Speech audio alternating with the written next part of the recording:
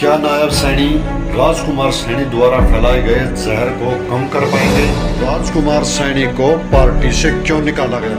क्या बीजेपी ने जात पात का जहर घोलने के लिए नायब राजकुमार सैनी का इस्तेमाल किया था? आज राजकुमार सैनी का स्टैंड क्या है और नायब सैनी का स्टैंड क्या है?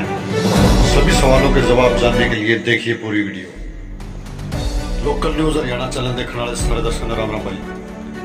आज की बहुत बड़ी खबर है सैनी वर्सेस सैनी।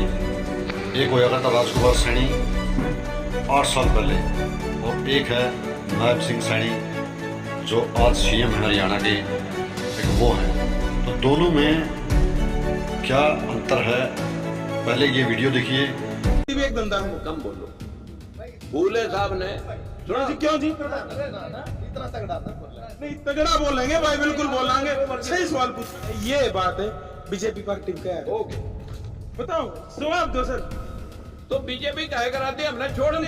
जनता के सवाल करके छोड़ के बात जब नहीं करा उन्होंने तो छोड़ दी। नहीं बोलते आराम से। नहीं एक मिनट बात नहीं बताओ तो हम तो सवाल कर रहे हैं, तो सवाल का जवाब दे दिया।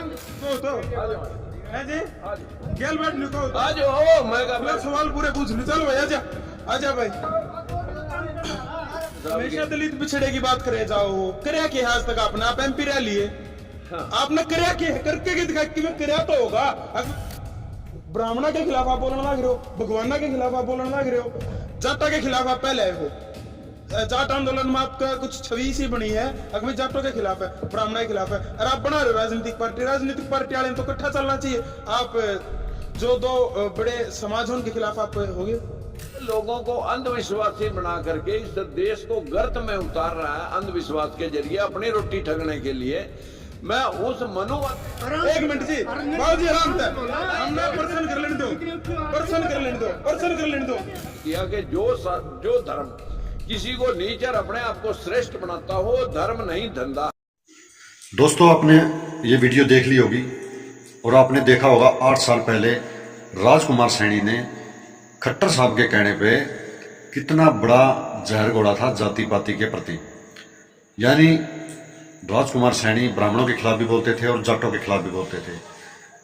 जाट आंदोलन हुआ 2016 में और उसी के चलते राजकुमार सैनी ने नारा दिया 35-1 का, यानी 35 बिरादरी एक साइड और जाट बिरादरी एक साइड। यानी कि जात पात का जहर घोलने में बीजेपी का उतना ही हाथ है जितना राजकुमार सैनी का हाथ है। और सवाल ये खड़ा होता है कि जो जहर 8 साल पहले घोला गया था, आज भी उसका अंश लोगों में दिखाई देता है। आज तक वो जहर मिट नहीं पाया है। मगर सवाल ये है कि क्या नायब सैनी जैसे ही मुख्यमंत्री बने हैं, क्या इस जहर को खत्म कर पाएंगे? मेरा ऐसा मानना है कि जो ये जहर जात पात का राजकुमार सैनी द्वारा और खट्टर सरकार द्वारा घोला गया था, नायब सैनी इस पर मरहम लगाने में कामयाब हो पाएंगे, ये तो आने वाला वक्त ही बताएगा। लेकिन जानकारों का मानना है जैसे ही नायब सैनी दूसरी बार मुख्यमंत्री बने हैं और जैसे ही किसानों और जाटों के प्रति उन्होंने वफादारी और भाईचारा दिखाया है, उस हिसाब से अगर हम देखें तो नायब सैनी जात पात के जहर के ऊपर मरहम लगाने का काम कर सकते हैं। और 90% ये उनकी जो सोच है, जो जात पात का जो जहर खत्म करने की, वो सफल हो सकती है। क्योंकि हमने देखा है जैसे ही नायब सैनी मुख्यमंत्री बने उसी टाइम मंडियों में पहुंच गए। क्योंकि ये माना जाता है हरियाणा में जाट के पास सबसे ज़्यादा ज़मीन है, यानी जाट एक जमींदारा सबसे ज़्यादा करता है, किसानी सबसे ज़्यादा करता है। और उनको खुश करने के लिए सबसे पहले मंडियों में पहुंचे, 6 लोगों को सस्पेंड किया और किसानों से ये भी माफ़ी मांगी कि भाई उठान हो सकता है, मानते हैं कि उठान देरी से हो सकता है, मगर किसानों को थोड़ा संयम रखना पड़ेगा, मेरी भी इज्जत रखनी पड़ेगी कि भाई मैं जो कह रहा हूँ शायद मेरी बात पर मोहर लगाएं किसान। तो ये जो बातें जो निकल के आ रही है नायब सैनी की, जो घोषणाएं निकल के आ रही हैं, जो जाटों के प्रति उनका रवैया है नायब सैनी का, जो जाटों के लिए वो कर रहे हैं, जो ब्राह्मणों के लिए वो कर रहे हैं, शायद किसी मुख्यमंत्री ने नहीं सोचा होगा। खट्टर साहब का तो क्या कहना था, वो तो सीधा लठ मारने की बात करते थे, जाटों को, जमींदारों को, किसानों को, भाई सीधा लठ मारो। मगर यहाँ नायब सैनी मरहम लगाने का काम कर रहे हैं, जख्मों पर दवाई लगाने का काम कर रहे हैं। राजकुमार सैनी ने जो जहर घोला था उसको ख़त्म करने की कोशिश कर रहे हैं। दोस्तों ये वीडियो मैं इसलिए बना रहा हूँ कि जो जहर 8 साल पहले घोला गया था, आज उसका जो अंश जो दिखाई दे रहा है लोगों में, वो धीरे धीरे इन 5 सालों में शायद ख़त्म हो जाए। और होना भी चाहिए। समाज का निर्माण और तभी होगा जब ये जहर पैर जो जाति पाति का जो जहर फैलाया गया है इसको ख़त्म कर दिया जाएगा, ये ख़त्म हो जाएगा। एक हमारा जो जैसा पहले जैसा हरियाणा था वैसे ही हरियाणा दोबारा हो जाएगा। तो दोस्तों ये जो सिस्टम जो राजकुमार सैनी ने जो बनाया था वो बीजेपी के कहने पे बनाया था, खट्टर सरकार के कहने पे बनाया था। भी हरियाणा में जाति पाति का जहर घोल दो, बाद में सरकार तुम्हारी बनती रहेगी, क्योंकि 35 बिरादरी की भाई जो वोट बैंक है वो अकेले जाटों से ज़्यादा है। तो इसलिए इन्होंने जहर घोला था कि जिंदगी भर तुम्हारी सरकार नहीं जाएगी, और ये कामयाब भी रहे। मगर अब कामयाबी दूसरी साइड से दूसरी तरीके से मिलेगी नायब सैनी को, क्योंकि जो 35 बिरादरी थी वो तो इनके साथ हैं ही, लेकिन जाट बिरादरी का भी दिल जीतने का काम नायब सैनी कर रहे हैं।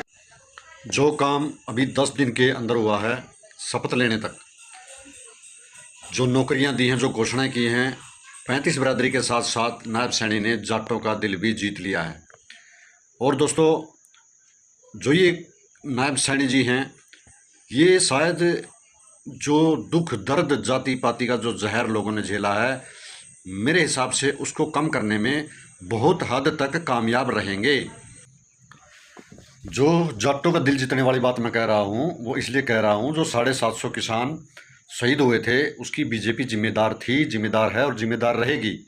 और पार्टी कोई बुरी नहीं होती, उसमें इंसान बुरे होते हैं। खट्टर साहब इस हरियाणा के लिए, हरियाणा के किसानों के लिए बहुत बुरे इंसान थे, हैं और हमेशा रहेंगे। क्योंकि जो किसानों का जो दर्द था वो खट्टर साहब ने नहीं समझा, और जाटों की उपाधि देकर, किसानों को जाटों की उपाधि देकर उनका शोषण किया, और एक भी बच्चा उनका 10 साल में कोई नौकरी पर नहीं लगाया। तो दोस्तों सुनने में तो बहुत कुछ आता है, लेकिन वीडियो में खुलासा नहीं कर सकते कि जाति पाति का नाम लेकर खट्टर साहब कहते थे कि फलाने आदमी को ले आओ उसका काम हो जाएगा। कहने मतलब बहुत सी बातें हैं, मगर खुलासे नहीं हो सकते वीडियो में। लेकिन जो खट्टर साहब ने जो दर्द दिया है हरियाणा के किसानों को, वो शायद किसान नहीं भूल पाएंगे, और इसके ऊपर नायब सैनी मरहम लगाने का काम करेंगे। क्योंकि पार्टी में चेहरा अच्छा हो तो उसका कोई भी फ़ैन हो जाता है, और किसान मेरे हिसाब से सैनी की तरफ झुकाव होने लगा है। तो दोस्तों अगर वीडियो अच्छी लगी हो तो चैनल को सब्सक्राइब कर देना, वीडियो को शेयर कर देना। नमस्कार, सत श्री अकाल, राम राम।